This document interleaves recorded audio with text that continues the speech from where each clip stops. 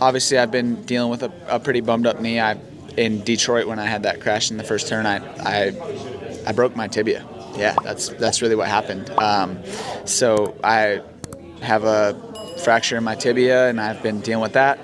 But it's As if this year could get any stranger for Cameron McAdoo with the whole balls out thing and now being the supercross points leader, at least by 2 over Tom Bial. We have that little quote coming from the end of last race where he said he has a broken tibia.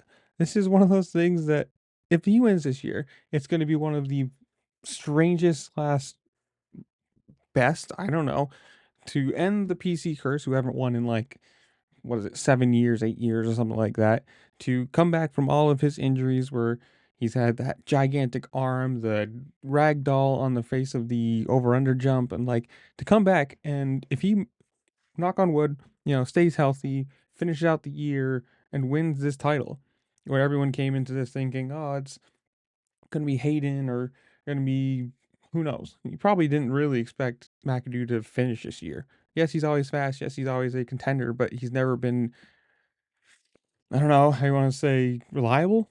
But if he makes it through the year, knock on wood, like I said, never want to see anybody injured. And I want to see him make it through.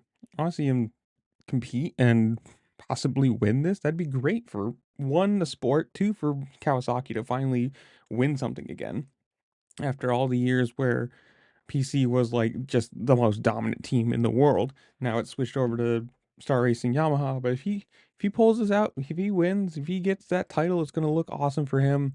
Probably time. I don't know if he defends next year or moves up. If he does, whatever. He is older than most people in this class, but I don't know. You guys tell me in the comments below.